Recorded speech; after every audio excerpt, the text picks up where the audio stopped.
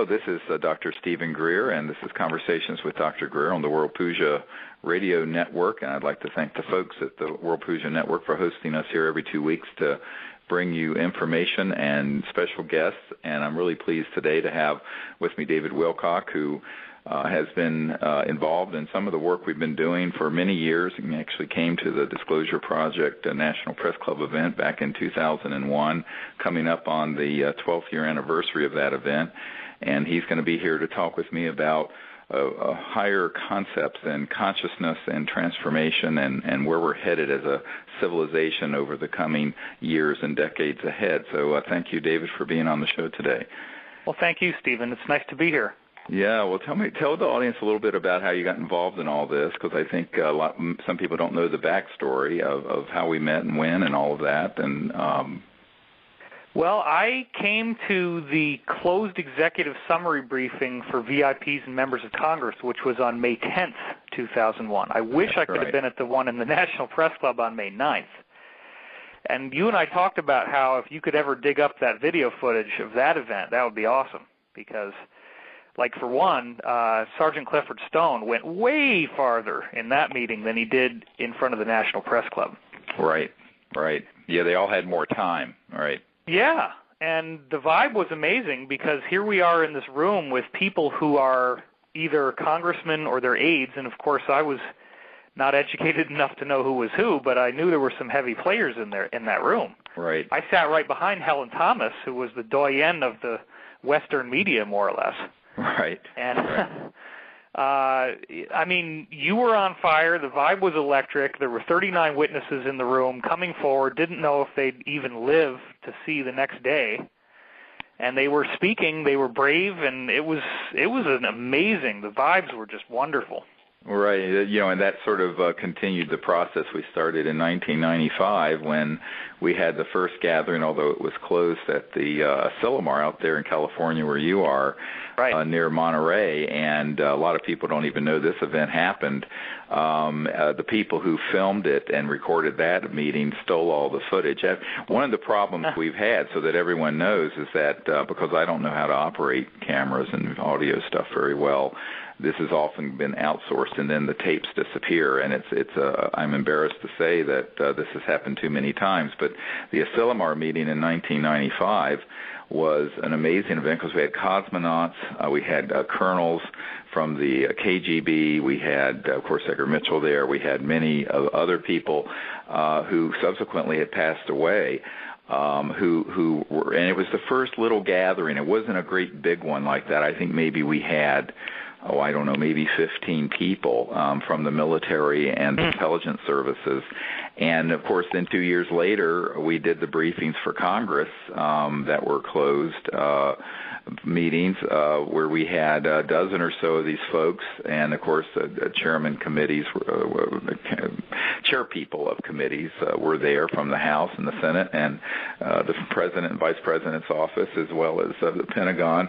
And it was at that meeting where, some of the folks who had knowledge of the false flag operation where they would begin to roll out hoaxed information about an alleged alien attack on the planet were there, who at midnight or after the night before that briefing were spirited away into a secure facility out in Virginia so they couldn't testify that night in front of members of Congress. And I don't know if you even know that story, David, but it was an amazing drama that took place at the Westin Hotel there in Georgetown. Oh, I have not heard that story. It sounds, that kind of witness sounds like the guy A.H. in your book Disclosure. No, A.H. and I are still very much in touch. This other person he hasn't vanished. We've stayed in touch, but he essentially was threatened by the people he had worked with in a compartmented operation and told, look, do not talk about this, because he had been on an interagency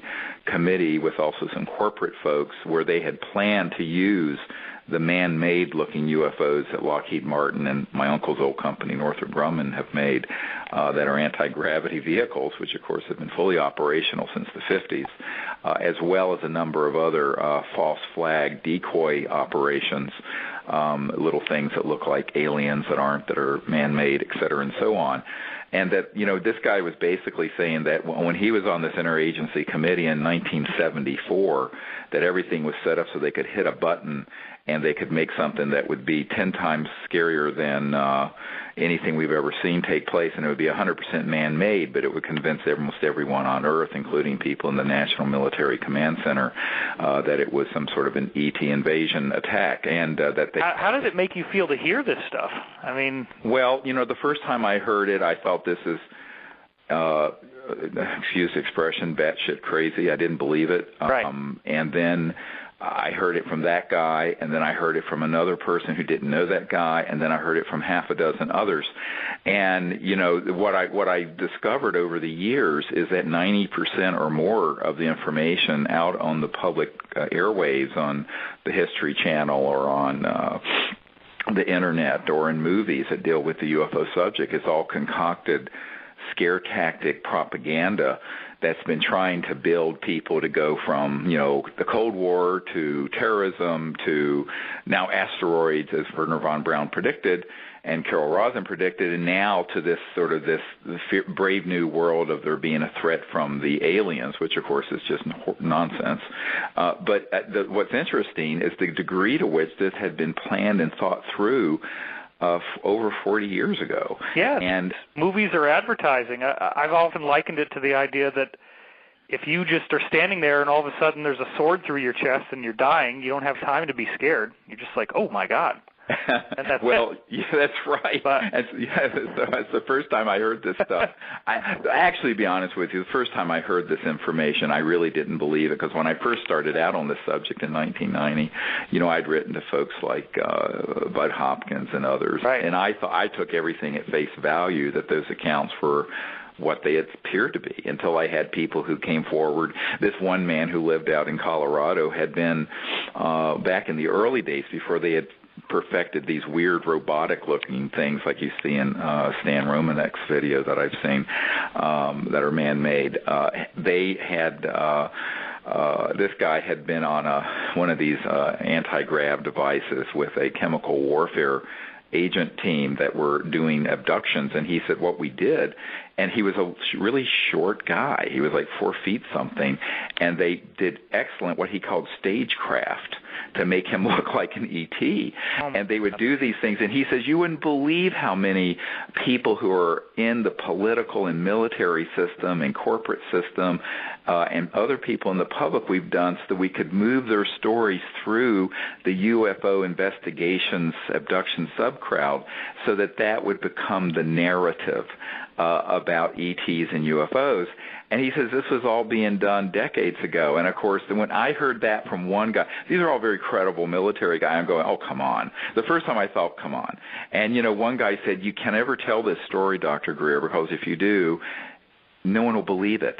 And the people who have been at that level of clearance will be killed if they come forward and get named, because it's much more sensitive stuff than Sergeant Stone or others have come forward. And as you know, Stephen, virtually every ET contactee report prior to Betty and Barney Hill, whatever it was, 1962-63, virtually every contact report prior to that time was of human-looking extraterrestrials who were totally benevolent, not Greys. Of course, yeah. Well, I know the facility where they've been making these things. And, right. So it's like the technology wasn't available until the 60s, and prior to that time, the only contact reports were the real ones where people were getting the good guys. Right. Yeah. Right, and you're so correct, and it's interesting because we went from the one era into this other, and the turning point, I think, is in the CIA document from 1953, before any of us were born, even me, and I'm about to have my 6th grandchild. Believe it or not, a scary thought to most people. Geez, what a guy to have as a grandfather, huh? But the thing is that in 1953, the agency, the CIA, has a document that I acquired after I briefed the CIA director that talks about I'm quoting, the psychological warfare value of the UFO subject and in this same document, engaging Disney Studios and other big studios to make cartoons and movies about the subject for their psychological warfare value. Well, that's 60 years ago now, David. Well, Stephen, as soon as you start saying this stuff, here's what's going to happen for some people. Right now, they're feeling sick, their stomach is dropping, their blood pressure is dropping, they're feeling dizzy.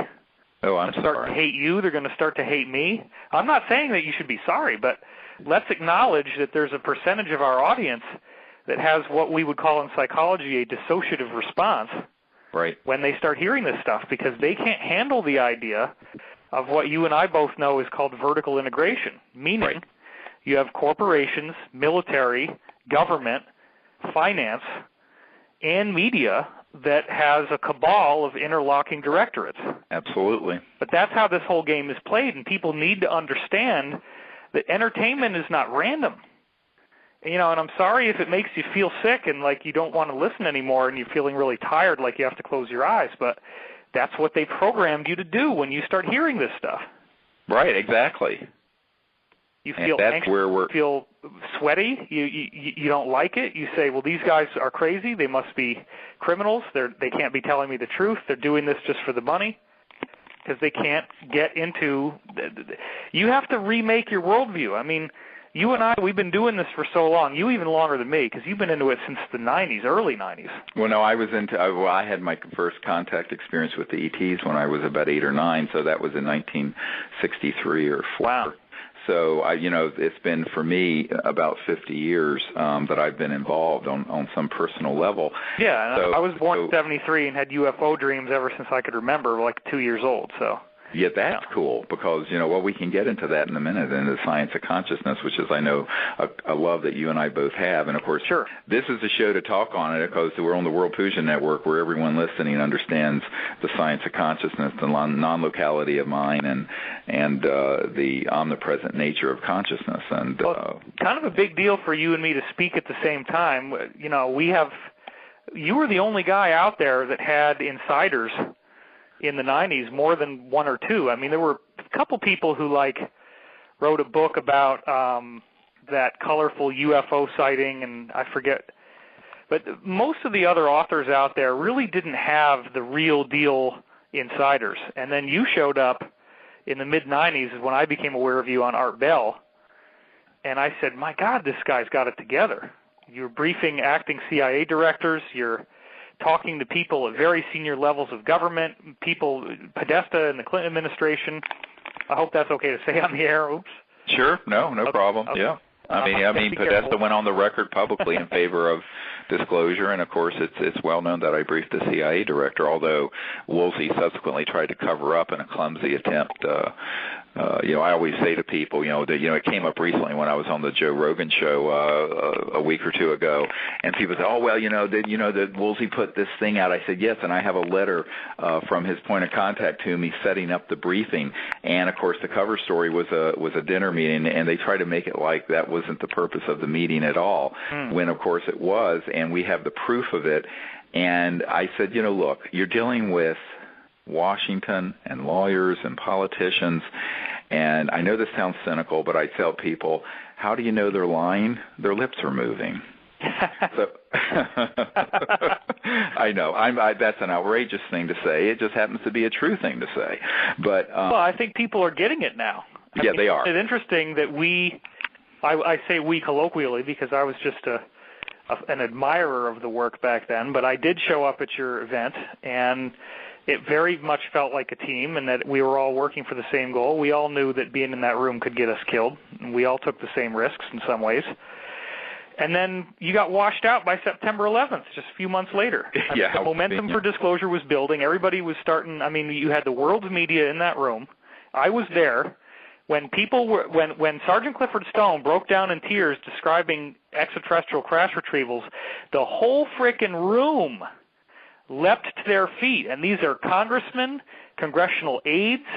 Not one person in the room was a skeptic. And I was there, and I can confirm that. Right. Nobody was sitting there with their arms crossed, shaking their head, going, what a bunch of idiots these people are. I mean, it was electric.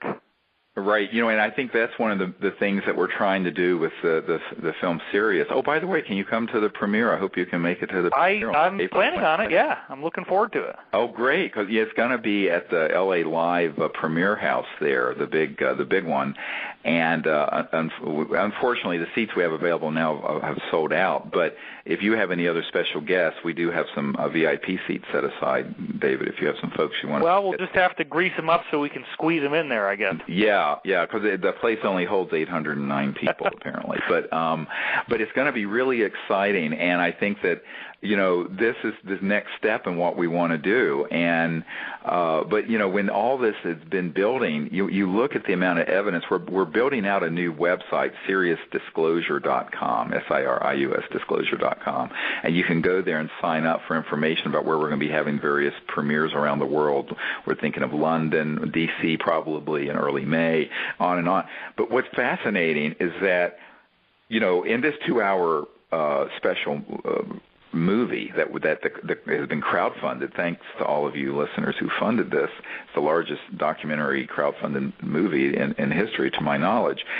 This has created something that and the aftermath of it, we're going to bring out more and more and more of this information, because what we found is that most people don't know and haven't seen all the testimony and information that we keep collecting every week, because we haven't had a mechanism to bring it out. So after this film comes out, you're going to see that on our website we're going to keep loading up one top secret witness and document and picture and video after another. It's going to be this avalanche. So in a sense, the movie is going to be a portal, if you will, to an enormous amount of material and information that most people can't even imagine. Well, and as I'm sure you already have heard, Stephen, this is something I heard from insiders recently. I won't say how much, but I will say that the Obama administration is planning on aggressively cutting back military spending by a significant percentage. And when they do that, the big fear in the insider community is that as soon as these guys who they've been working with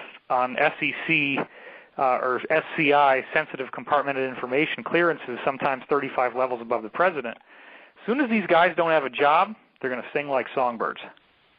Well, and that's the other thing, is that we want to create a mechanism through this site for people to come forward as whistleblowers, because we know, I meet with, for every person that people can see at SiriusDisclosure.com, and you can see already the links there to the disclosure witnesses and all the information we have, there are at least 5 for every one that we've identified that hasn't been willing to come forward with name, rank, and serial number. Now, remember, the event that David's told all you listeners, those folks stood up, name, rank, serial number, and had signed a document saying that they would testify under oath under the penalty of perjury, federal perjury, to everything they were saying at the National Press Club event, which is a requirement I placed. If someone would not sign that document, I would not let them stand up in front of those members of Congress or the world media, because I felt that people had to not only have corroboration to their accounts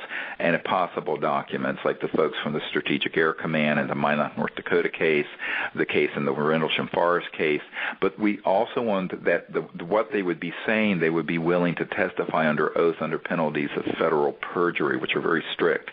So we set it up that way on purpose, and it wasn't to be draconian at all to the witnesses. It was to establish a very high bar that we had to have so that people understood this was extremely serious, because people were basically coming forward, as you pointed out, and exposing a large, what Eisenhower called the military-industrial complex that had gotten into such levels of secrecy that it had become illegal.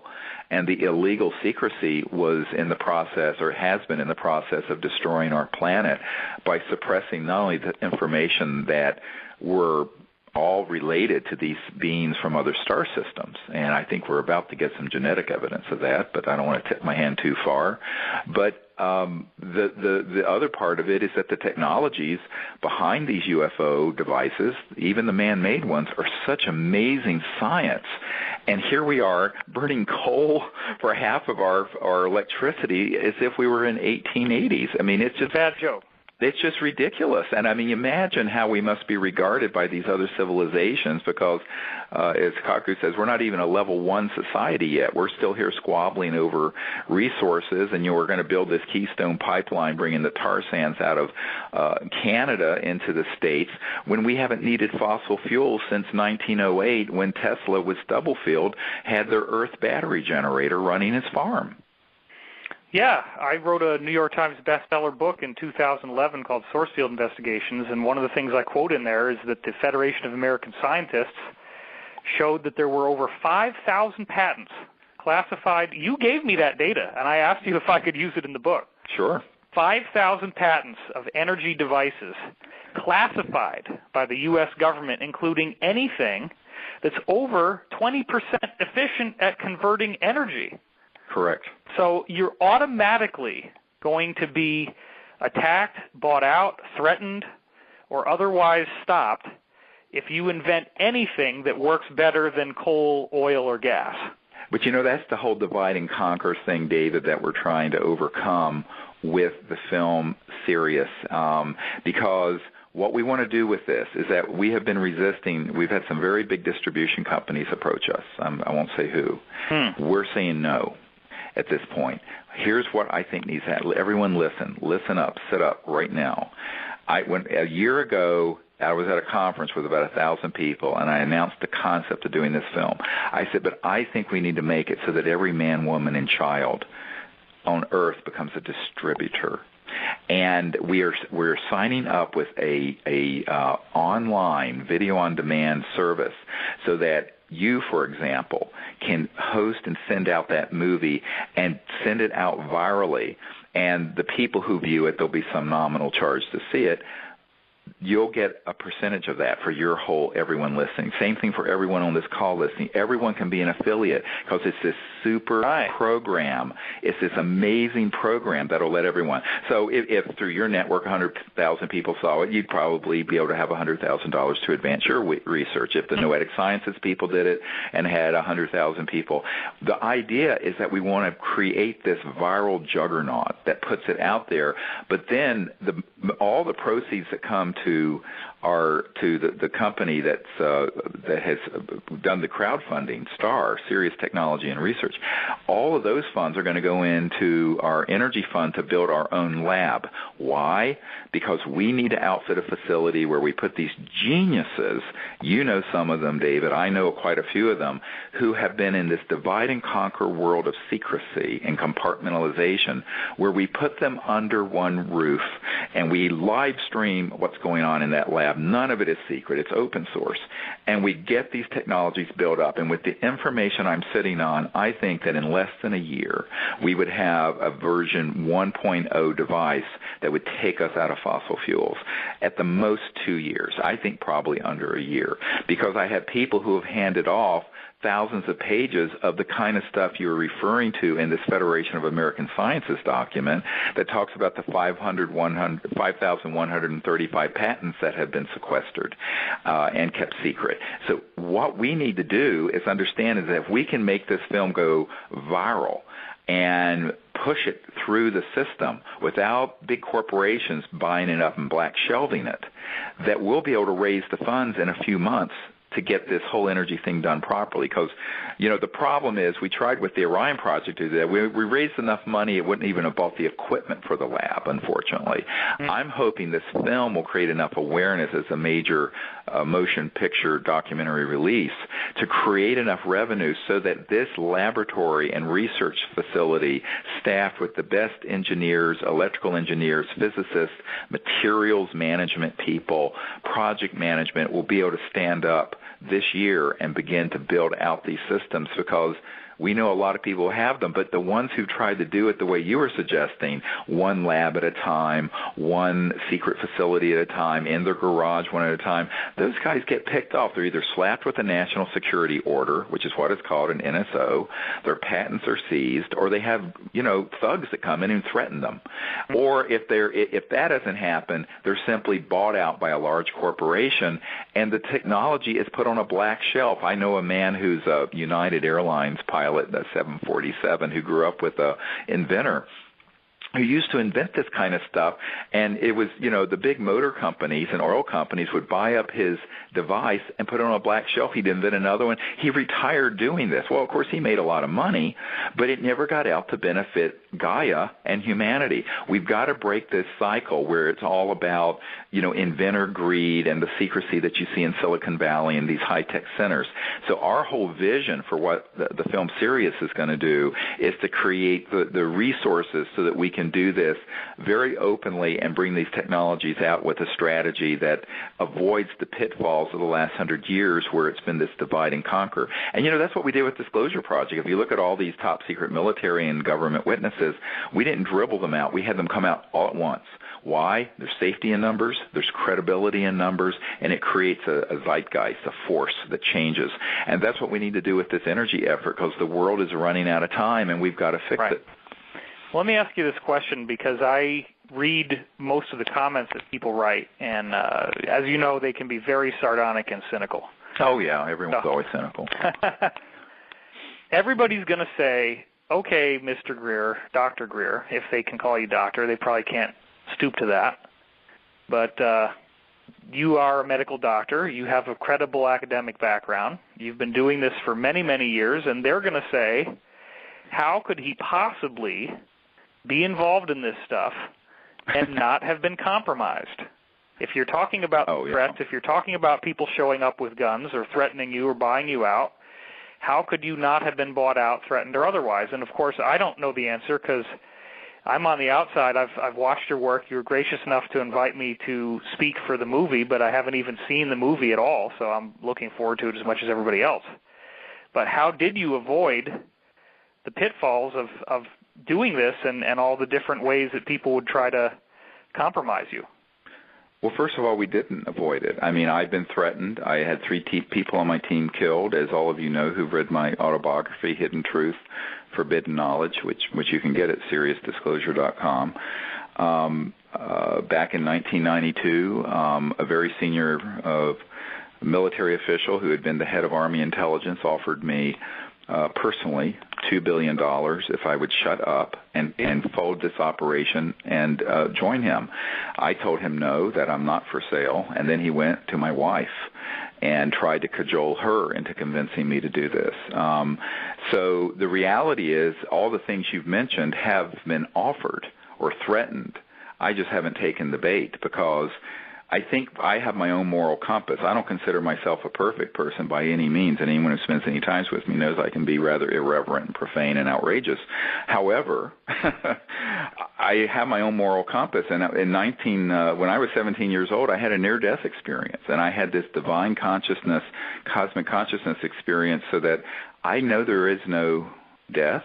I also know that our conscious life being within our physical body goes on forever. And while I'm not religious, I have a very spiritual center, so that when I'm threatened, that's what I am anchored in, or when I'm offered a buyout, that's where I'm anchored in, because our time on this planet is really a very short period. And so I take that long view on this, and I think that is the only thing that ultimately is going to see you through the matrix, if you want to call it that, of threats and inducements and briberies and what have you. I've been offered a great many of those things. I was offered a CEO position, for example, from a very senior guy at the CIA who was setting up a corporation to deal with this issue, and I said, no, thank you. And this was in the last couple of years. So I would have had the golden parachute if you'd taken a job like that, I assume. Oh, of course, and an unlimited source of funding and access and what have you. I've never taken the bait. Now, of course... So you could have been involved in the UFO backstory and be in the classified world if you'd taken these invitations. Yeah, since 1992. Wow. And I've always said, no, thank you, because, A, I don't need to do that, and because I already have my sources and methods, and number 2, I'm never going to sell out like that. And anyone who knows me well knows that's the case. After all, the proof of the pudding's in the eating. In the last few years, leaving my medical career and moving into this, my wife and I and our family have foregone a little over $6 million in income personally to pursue this. with virtually no income. I mean, the most we've made has been between 10 and 30% of what we normally would in a year, and thank goodness I made some halfway decent investments, when I was still working full-time as a medical doctor.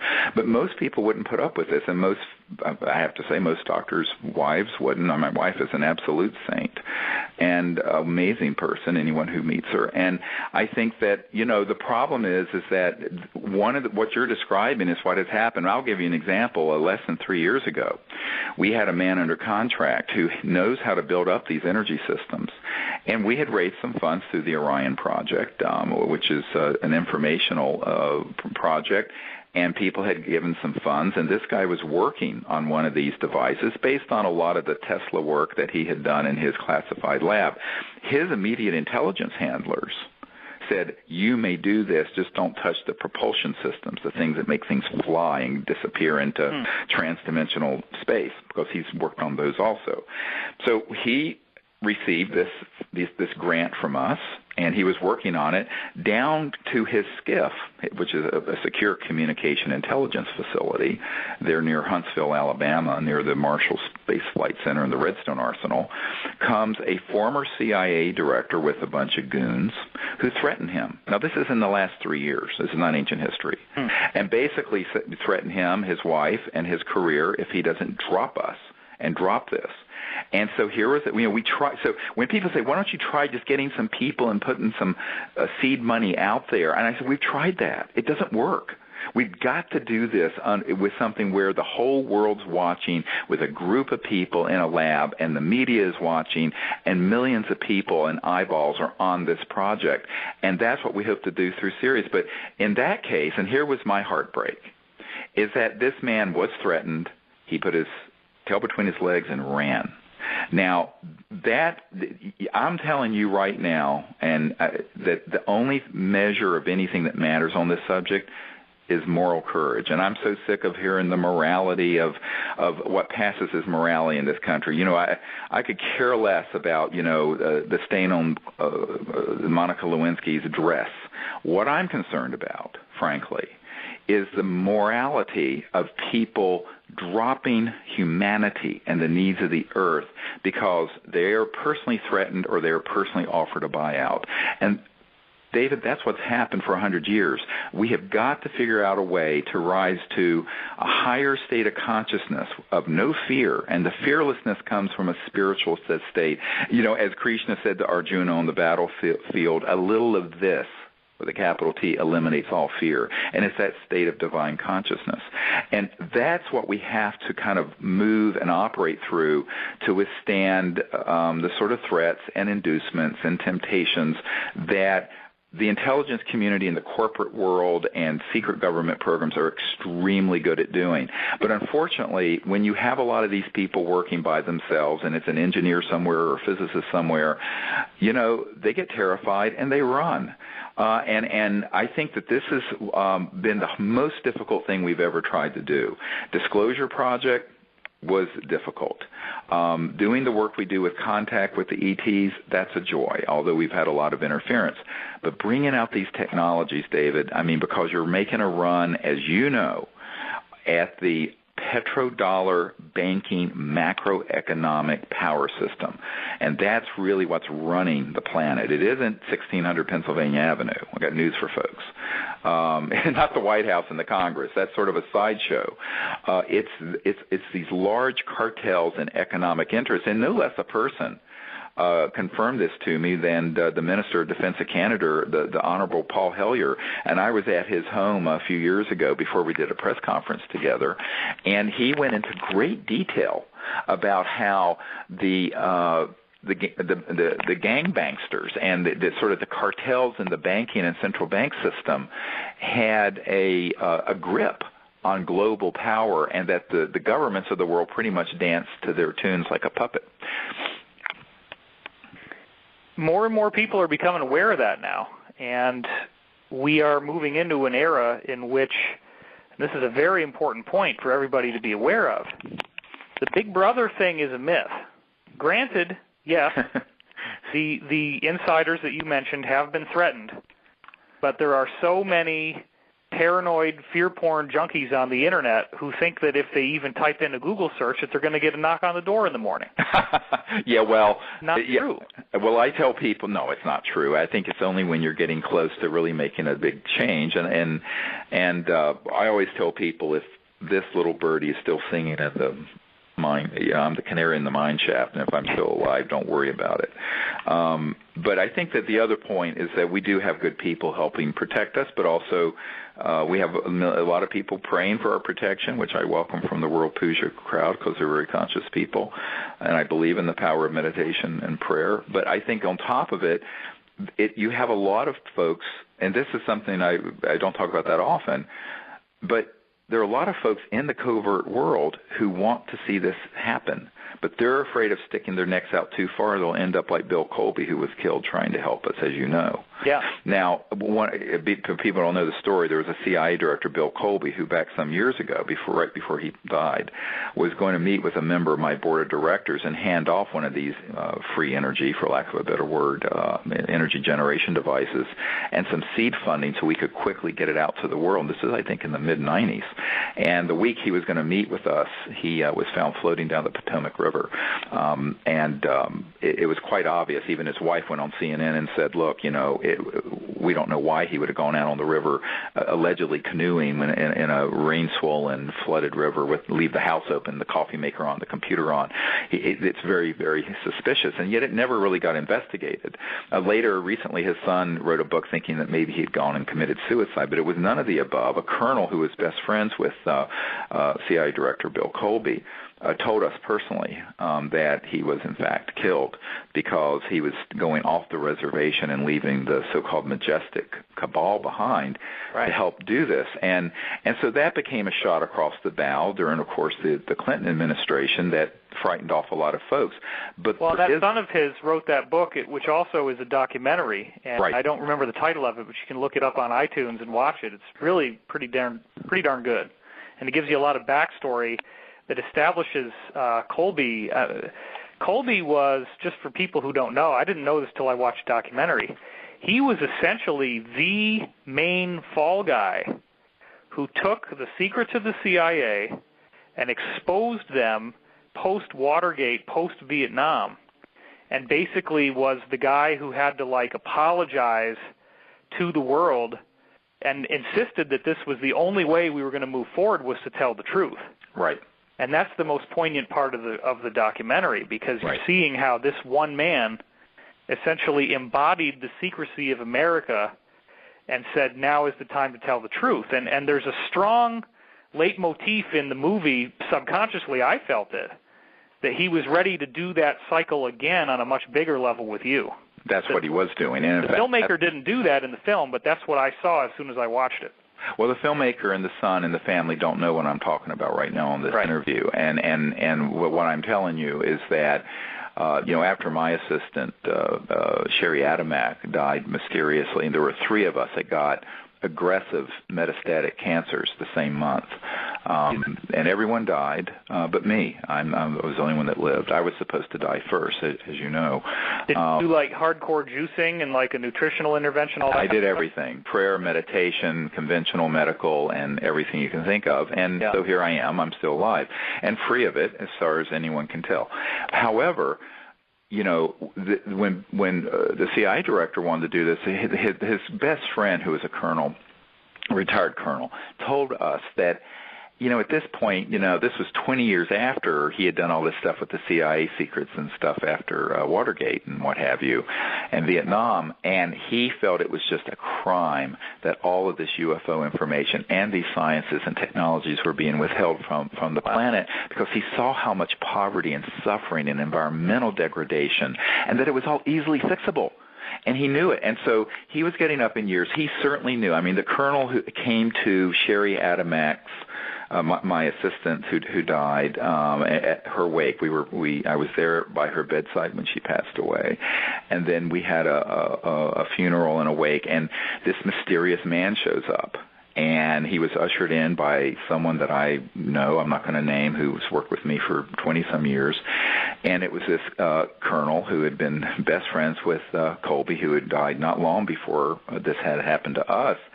And he said, look, the colonel said, we both have had terrible losses, but we can't look back. We just have to keep going forward.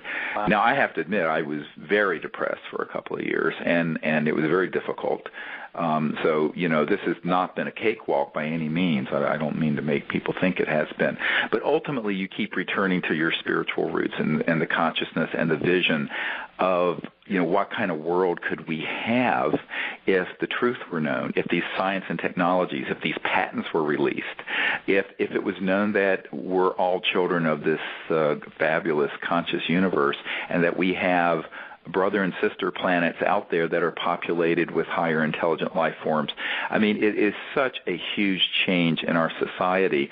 And, of course, it's such a large change that it threatens the power structure, both religious and economic and technological and political and geopolitical. Just to show you how widespread this stuff is, I had a housemate who I used to live with in the house before I now rented myself, but he had a friend of the family. His family, I won't say what it was, but he was part of a major technology company in the 80s. It made a lot of money. Right. His father was like the VP of something or other in the company. And they knew this guy who had a defense job. And he just told me this one day because he wasn't even really into UFOs, and I started telling him this stuff, and he wanted to change the subject really quickly. Right. Because that's what most people do. They get really uncomfortable. But before he changed the subject, he said that they knew this guy from the defense industries, and on his deathbed, the last thing he said was, if you really want to know something interesting, I can tell you this with absolute confidence. Every form of technology you have ever seen in a science fiction movie, we already have it, and we're already using it. Correct. And this is just a guy who didn't even believe most of the stuff I told him, and this was just some little story from his own private file. Right. And I've never even told that story publicly before, but the point is there's lots and lots of little bits and pieces of information out there. And what guys like you and me have been doing independently and sometimes collaboratively is pulling it all together and showing people, hey, look, you start connecting the dots, and yes, you're going to see that there's a cabal. You're going to see that there's a secrecy. You're going to see that the world that the media is presenting to you is not the world. We live in Star Trek. We're already a Star Trek planet. We just haven't been told that yet.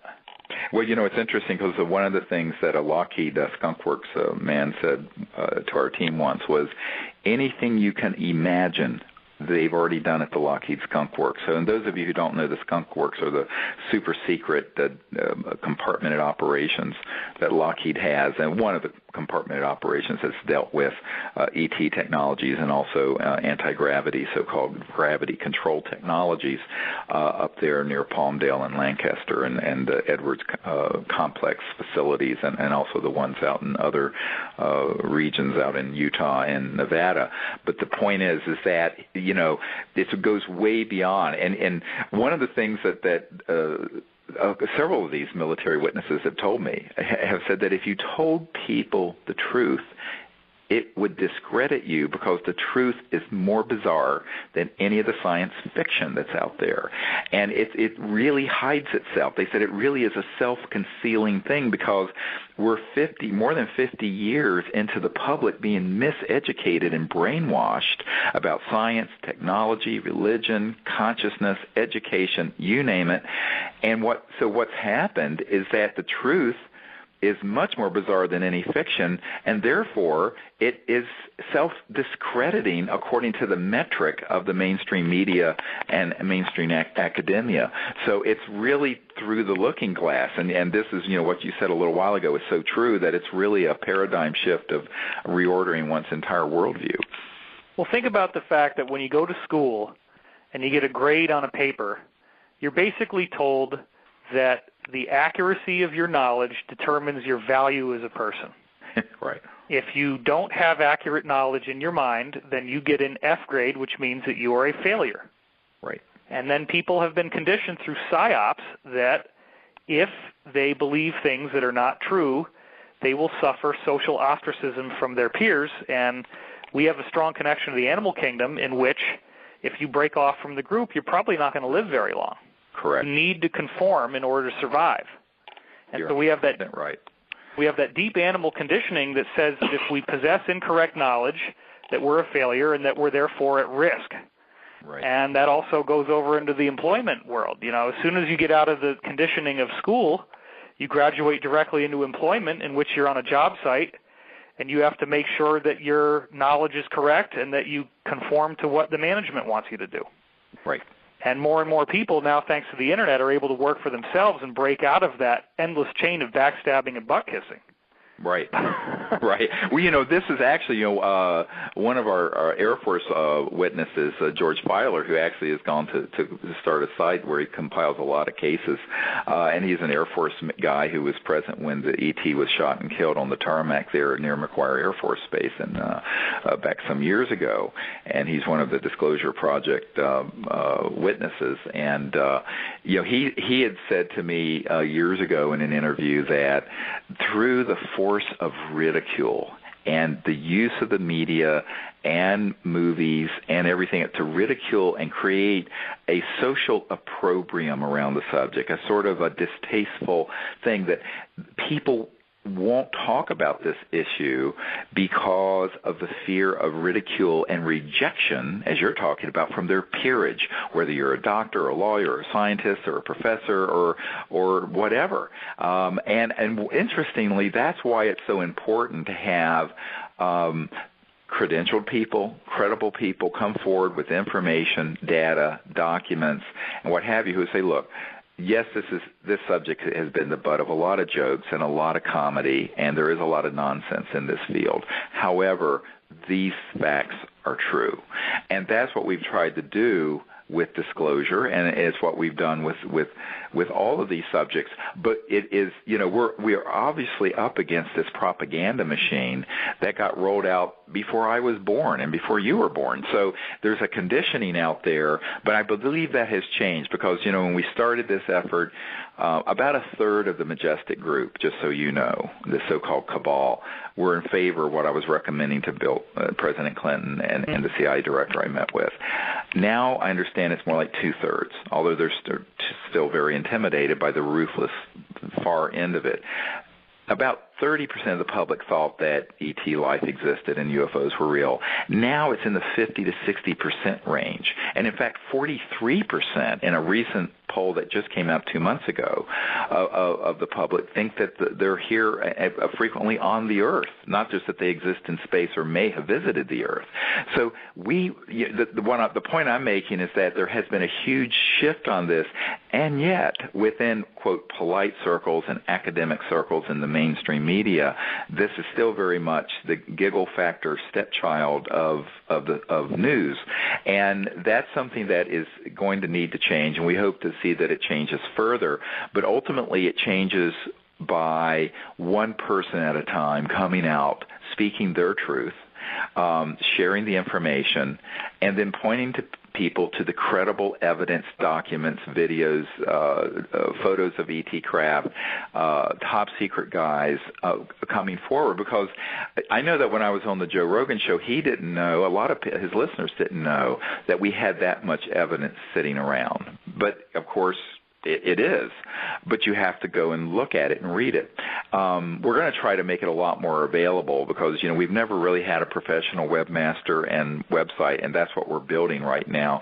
And before April 22nd, when we have the world premiere of the film Sirius in Los Angeles, we're going to have all of that information up so that the film will then link into the site, and there will be, because in 2 hours of the film you can only get a little bit of evidence, but then there'll be just, dozens, thousands of bits of information and whatnot in one place as sort of a clearinghouse, and that'll be very exciting. I hope to even have the entire briefing I put together for President Obama in 2009 in there, at least the parts that I'm allowed to put in.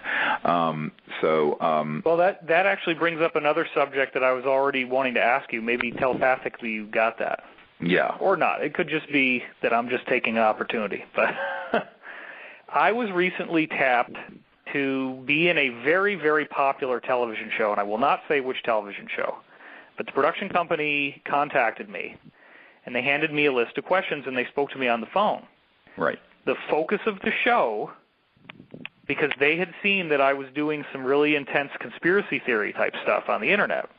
The focus of the show, and they basically came right out and told me in the questions what they wanted. They wanted to take all of this stuff that's going on with people starting to wake up to the things that are going wrong in the world, and they wanted me to blame American presidents for all the problems. They wanted as many specific stories as I could come up with for American presidents causing all the problems in the world.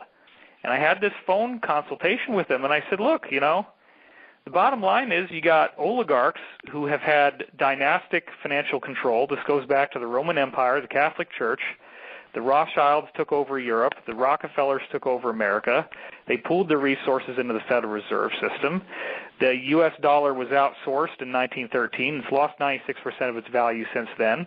$26 trillion were paid in bailouts to private banks, many of which were not American, and that's almost half of the global GDP. Right. I don't think the problem is the president. And then they said, they called me back 3 days later, or they wrote me back and said, well, the team has decided to go in a different direction. Yeah. Well, here's one of the problems. Everyone's looking for a scapegoat, and I always tell people, the emperor has no clothes. One of the embarrassing moments, it wasn't an embarrassing moment. It was a poignant moment.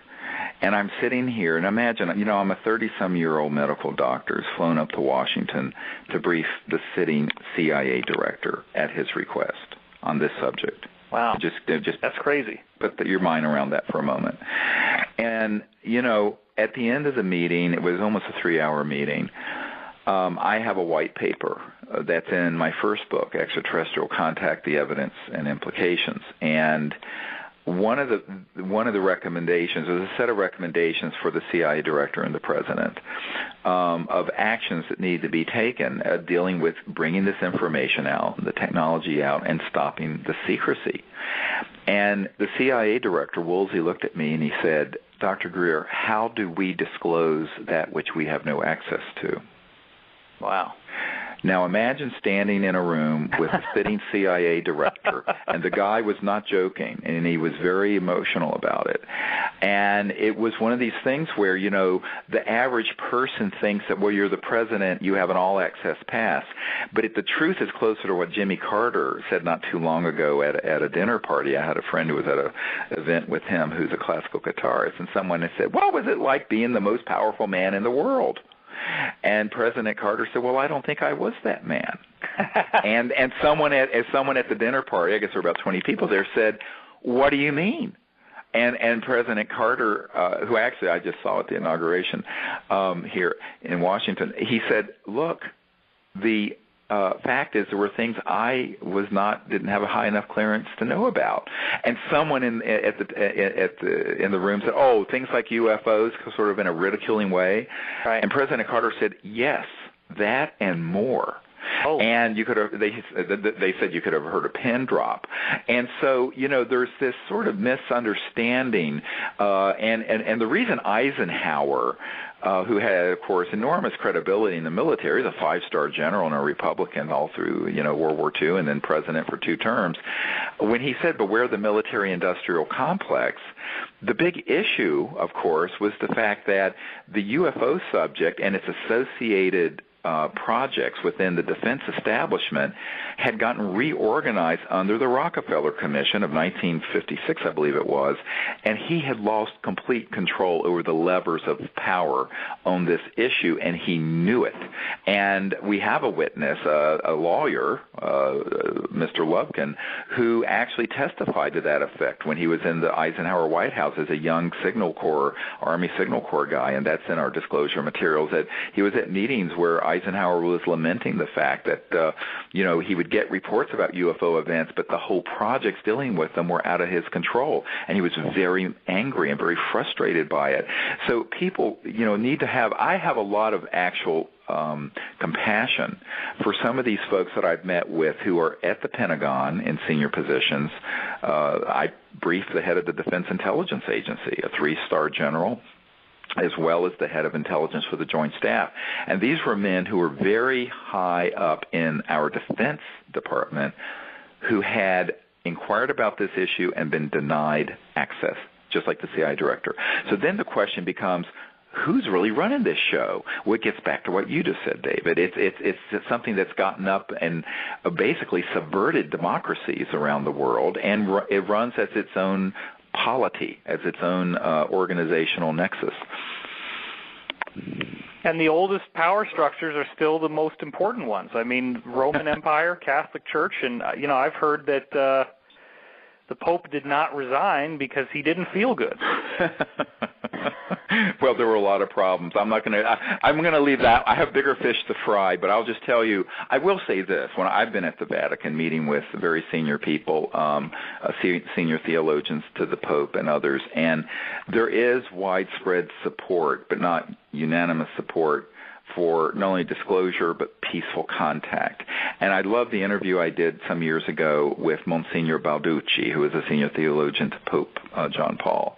And he and I spoke very frankly about this. And after I did the interview, which is in Italian, unfortunately, but we're going to try to get a full translation up and out fairly soon. But he turned to me and he said, I couldn't be having this discussion with you unless Papa, meaning the Pope, wanted me to. Whoa. And he said some amazing things.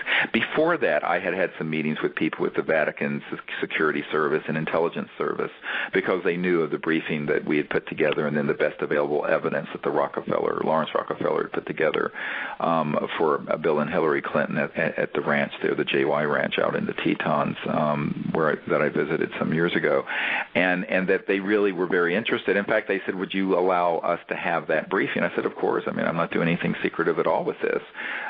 The same thing I said to the British royal family when they asked for that briefing, which was hand carried by an actor at a premiere some years ago in London to Prince Charles. So I think what people have to understand is that a lot of the conspiracy theory stuff is wrong because it's painted with a very broad brush, and like these folks were trying to get you to say, well, these presidents are all. I'm going, you know what?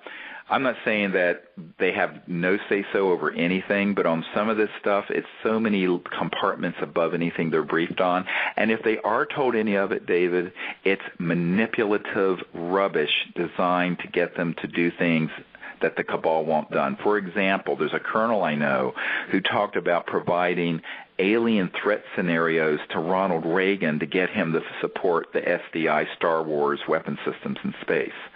And I said, yeah, of course. They're going to say certain things, and it's all manipulative. But the truth is, and one of my most of it's deceptive. One of my insiders told me that Reagan was going to tell the public the truth about UFOs, and then bam, he gets shot. Right. So that's one of these things that we're starting to find out. It's like all these historical events have to be reinterpreted.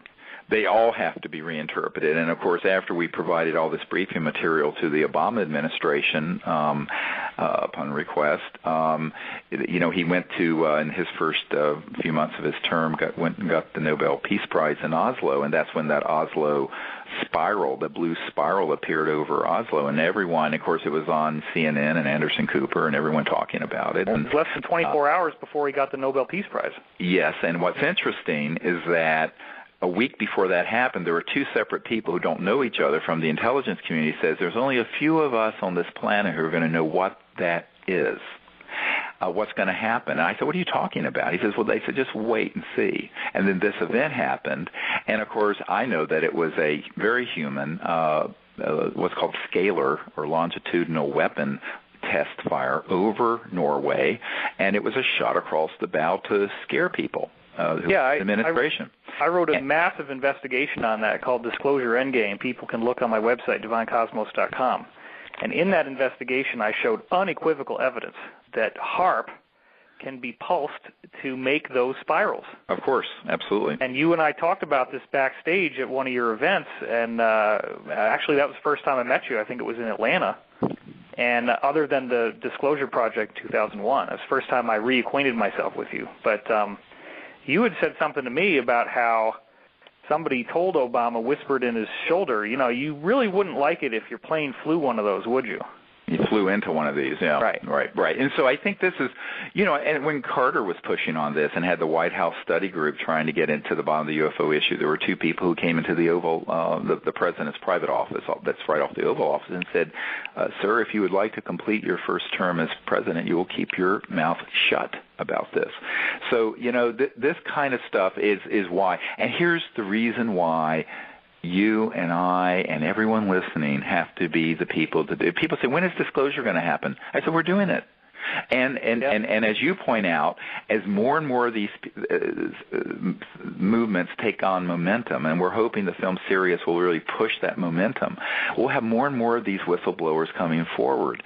And we'll have the ability to bring the science and technology out. Because ultimately, if at some point we can prove the energy generation science behind how UFOs are moving and getting here, then it really is game over.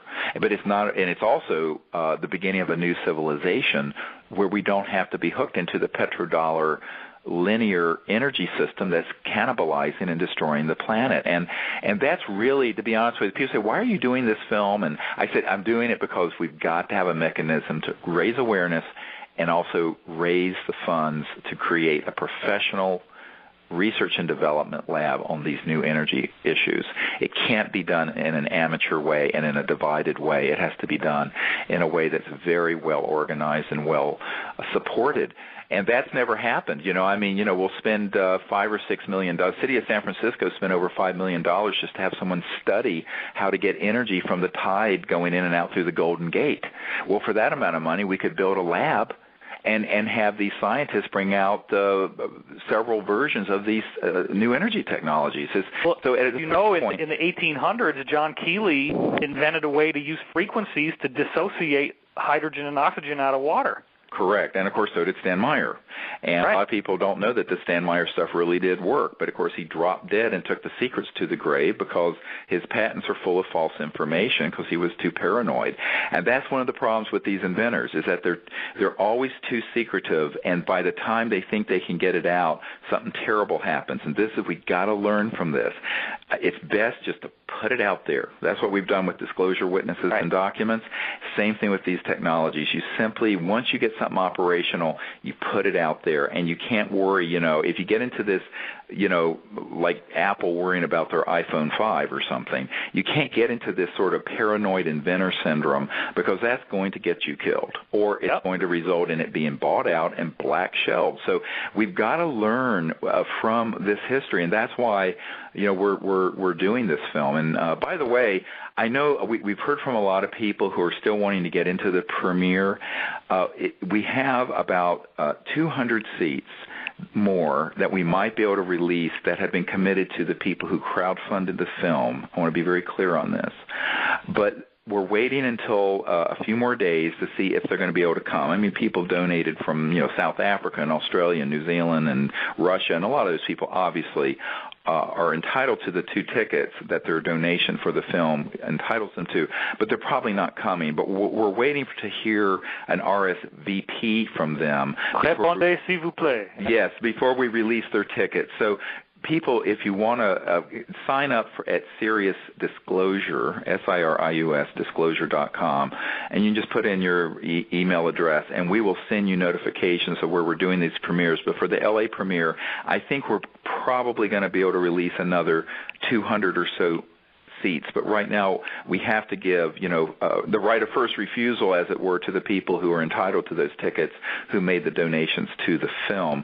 But we know that many of them aren't going to be able to come. But it is April 22nd at LA Live, and we're probably going to be doing one in Washington, D.C. the week of the mock congressional hearings that Bassett and his group are doing, and then we're going to have one here in Charlottesville, Virginia, near the University of Virginia, and we hope to have a premiere in outside London or in London this summer. So stay tuned about that. And everyone, I really want people to visualize this, that everyone listening who's concerned about these new energy issues, the future of the world, higher consciousness, and our new civilization, you can all become a distributor of this film by signing up. We're going to be, if you sign up at our site, we'll send you a link that the Video on Demand group is setting up, where every single person, say you've got 200 people on your email list, you can become a distributor to those people. And this is how we'll turn it into something viral that just keeps going around the world over and over. Right. And David, I'd invite you to do the same, because this would be a fantastic, and if you have a pet charity you want to donate the funds to, or if you just want to put the funds back into the new energy lab we're proposing to build, you can do it either way.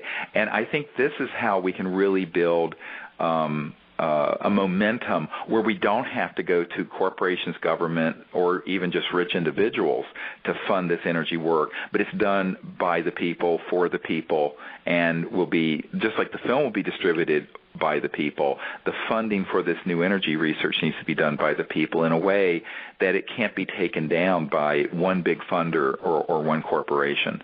So this is the very viral new media model that we're wanting to experiment with, and all of you who are listening who won't be part of it, I appreciate your help in networking and making that happen.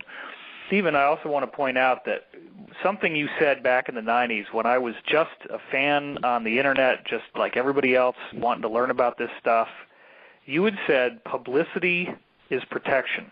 And it seemed such an oxymoron at first. What the hell is he talking about? If you go public, you're safe. But the thing people have to understand is that it's the strength in numbers that actually protect us, not being afraid that if you donate money or if you get involved that somebody's going to come after you. It's just the opposite. Correct.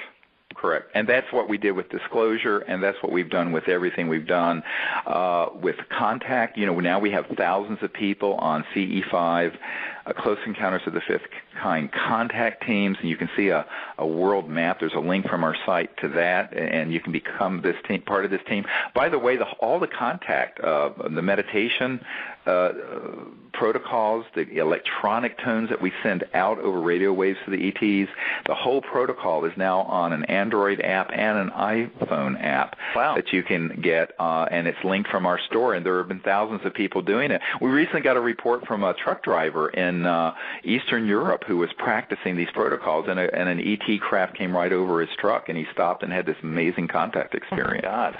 So this is happening worldwide because that's the power of consciousness, and as you know, David, the whole morphogenic fields of a conscious, a super consciousness that is really what our individualities are linked into all the time, whether we're aware of it or not. Absolutely. All right. Well, this has been a wild ride. Thank you for bringing me on your show. I'm thank you, always David. amazed to hear your stories. It's like you are the only guy that's done all this stuff out there, and you really blazed the trail for the rest of us, and I might add that you did it during an era where the hate was much worse. So I think you encountered a lot more BS than people after you had to, because now it's becoming more socially acceptable. But back in the day you were doing this, I mean, people either loved you or they hated you, but right. Either extreme. Right. Well, some things never change, but I do appreciate, David, you being on the show, and let's do it again. And I look forward to seeing you and everyone else at the premiere in Los Angeles on Earth Day, April 22nd, 2000. Sounds like a wild party. 800 people? I'm there. Yeah, and there's going to be an awesome after party we're going to have nearby at LA Live, and it's just going to be amazing. So. Wow. Yeah. Cool. So thank you. Well, okay. Well, I think our time is pretty much up. I'd like to thank the folks at the World Puja Network for hosting us here every 2 weeks. And until next time, keep looking up, and God bless. Thank you. Bye-bye.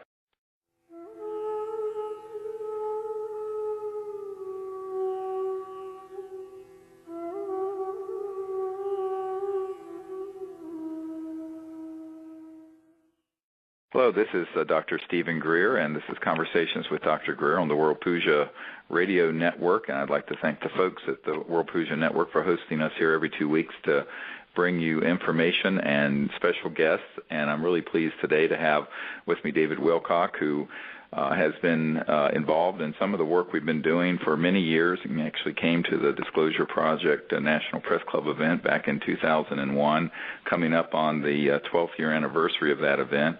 And he's going to be here to talk with me about higher concepts and consciousness and transformation and where we're headed as a civilization over the coming years and decades ahead. So thank you, David, for being on the show today. Well, thank you, Stephen. It's nice to be here. Yeah, well, tell the audience a little bit about how you got involved in all this, because I think some people don't know the backstory of how we met and when and all of that. And well, I came to the closed executive summary briefing for VIPs and members of Congress, which was on May 10th, 2001. I wish I could have been at the one in the National Press Club on May 9th.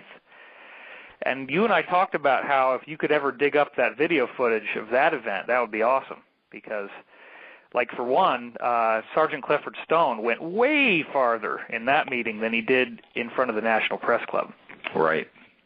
Yeah, they all had more time, right. Yeah, and the vibe was amazing because here we are in this room with people who are either congressmen or their aides, and of course I was not educated enough to know who was who, but I knew there were some heavy players in that room. Right. I sat right behind Helen Thomas, who was the doyen of the Western media, more or less.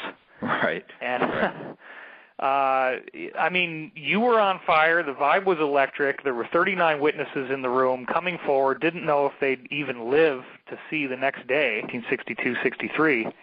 Virtually every contact report prior to that time was of human-looking extraterrestrials who were totally benevolent, not Greys. Of course, yeah. Well, I know the facility where they've been making these things. And, right, so it's like the technology wasn't available until the 60s, and prior to that time, the only contact reports were the real ones where people were getting the good guys. Right. Yeah. Right, and you're so correct, and it's interesting because we went from the one era into this other, and the turning point, I think, is in this CIA document from 1953, before any of us were born, even me, and I'm about to have my sixth grandchild, believe it or not. A scary thought to most people. Geez, what a guy to have as a grandfather, huh? But the thing is that in 1953, the agency, the CIA, has a document that I acquired after I briefed the CIA director that talks about I'm quoting, the psychological warfare value of the UFO subject, and in this same document, engaging Disney Studios and other big studios to make cartoons and movies about the subject for their psychological warfare value. Well, that's 60 years ago now, David. Well, Stephen, as soon as you start saying this stuff, here's what's going to happen for some people. Right now, they're feeling sick, their stomach is dropping, their blood pressure is dropping, they're feeling dizzy.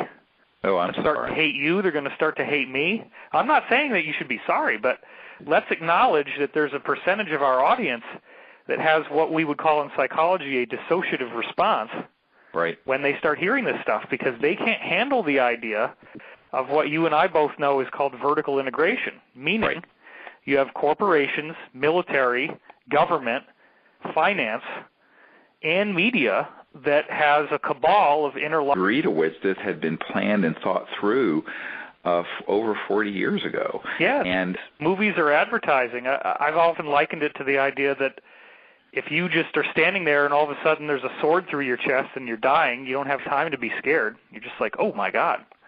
And that's well, yeah, that's right. That's the first time I heard this stuff. Actually, to be honest with you, the first time I heard this information, I really didn't believe it, because when I first started out on this subject in 1990, I'd written to folks like Bud Hopkins and others, and I took everything at face value that those accounts were what they appeared to be, until I had people who came forward. This one man who lived out in Colorado had been, back in the early days before they had perfected these weird robotic-looking things like you see in Stan Romanek's video that I've seen that are man-made. They had this guy had been on one of these anti-grav devices with a chemical warfare agent team that were doing abductions, and he said what we did and he was a really short guy. He was like 4 feet something, and they did excellent what he called stagecraft to make him look like an E.T. And they would do these things, and he says, you wouldn't believe how many people who are in the political and military system and corporate system and other people in the public we've done so that we could move their stories through the UFO investigations abduction subcrowd so that that would become the narrative about ETs and UFOs. And he says this was all being done decades ago. And, of course, when I heard that from one guy, these are all very credible military guys, I'm going, oh, come on. The first time I thought, come on. And, one guy said, you can never tell this story, Dr. Greer, because if you do, no one will believe it. And the people who have been at that level of clearance will be killed if they come forward and get named, because it's much more sensitive stuff than Sergeant Stone or others have come forward. Or, as you know, Stephen, virtually every ET contactee report prior to Betty and Barney Hill, whatever it was, guy A.H. in your book Disclosure. No, A.H. and I are still very much in touch. This other person he hasn't vanished. We've stayed in touch, but he essentially was threatened by the people he had worked with in a compartmented operation and told, look, do not talk about this, because he had been on an interagency committee with also some corporate folks where they had planned to use the man-made looking UFOs that Lockheed Martin and my uncle's old company, Northrop Grumman, have made that are anti-gravity vehicles, which, of course, have been fully operational since the 50s, as well as a number of other false flag decoy operations, little things that look like aliens that aren't, that are man-made, et cetera, and so on. And that, this guy was basically saying that when he was on this interagency committee in 1974, that everything was set up so they could hit a button and they could make something that would be 10 times scarier than anything we've ever seen take place, and it would be 100% man-made, but it would convince almost everyone on Earth, including people in the National Military Command Center, that it was some sort of an ET invasion attack. And that they. How does it make you feel to hear this stuff? I mean, well, the first time I heard it, I thought this is, excuse the expression, batshit crazy. I didn't believe it. Right. And then I heard it from that guy, and then I heard it from another person who didn't know that guy, and then I heard it from half a dozen others.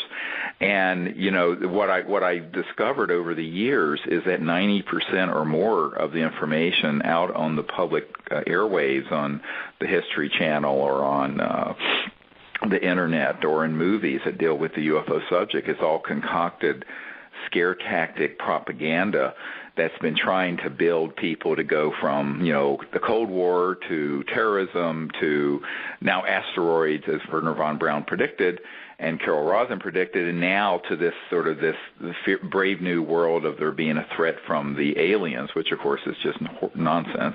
But what's interesting is and they were speaking, they were brave, and it was an amazing. The vibes were just wonderful. Right, and that sort of continued the process we started in 1995 when we had the first gathering, although it was closed, at the Asilomar out there in California where you are, right. Near Monterey, and a lot of people don't even know this event happened. The people who filmed it and recorded that meeting stole all the footage. One of the problems we've had, so that everyone knows, is that because I don't know how to operate cameras and audio stuff very well, this has often been outsourced, and then the tapes disappear. And I'm embarrassed to say that this has happened too many times. But the Asilomar meeting in 1995 was an amazing event because we had cosmonauts, we had colonels from the KGB, we had, of course, Edgar Mitchell there, we had many other people who subsequently had passed away. Who were, and it was the first little gathering. It wasn't a great big one like that. I think maybe we had, maybe 15 people from the military and intelligence services.